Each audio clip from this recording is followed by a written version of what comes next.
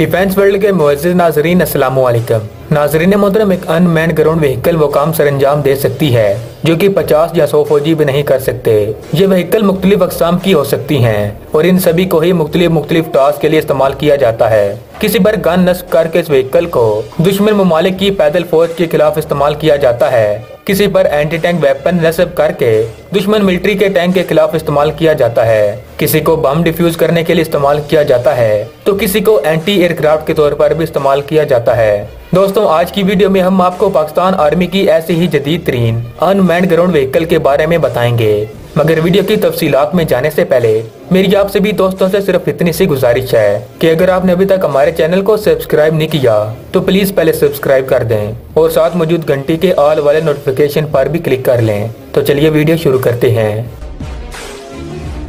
दोस्तों, पाकिस्तान आर्मी के पास जो अनमैन्ड ग्राउंड व्हीकल हैं वो ये हैं। नंबर 1, दोस्तों, पाकिस्तान के अदारे national radio and telecommunication यानी NRTC की तैयार करदा छोटी रिमोट कंट्रोल व्हीकल हर तरह के पहाड़ी और मैदानी इलाकों में तैनात की जा सकती है और इनके बारे में ये इतलात हैं कि इनको पाकिस्तान आर्मी की तरफ से भारत के साथ मुलक्का बॉर्डर पर तैनात किया गया है। अब तक की मालूमात के मुताबिक इन रिमोट कंट्रोल गाड़ियों के 2 मुख्तलिफ वेरिएंट हैं, जिनमें से एक पर दाऊद सन्स के तैयार करदा ऑटोमेटिक ग्रेनेड लॉन्चर नस्ब है। ये सिस्टम 1 मिनट में 96 ग्रेनेड फायर कर सकता है।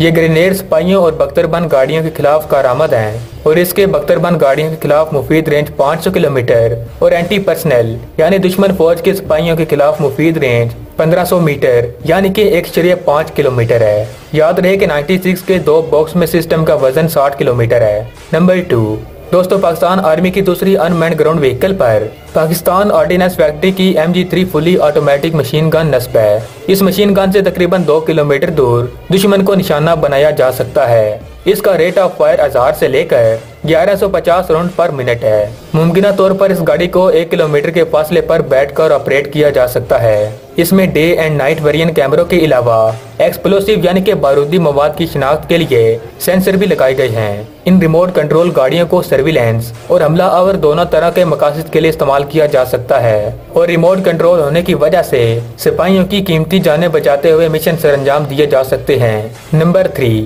दोस्तों, NRTC ने रिमोट कंट्रोल व्हीकल सबसे पहले 2016 में मुतारफ करवाई थी।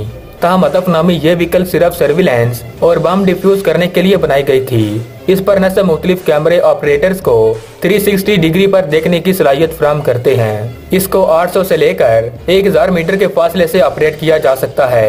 ये एक 4x4 व्हीकल है और इसकी स्पीड 15 किलोमीटर पर आवर है, जबकि इसी तरह से मशीन गन से लैस एक व्हीकल 2018 में मुतारफ करवाई गई थी।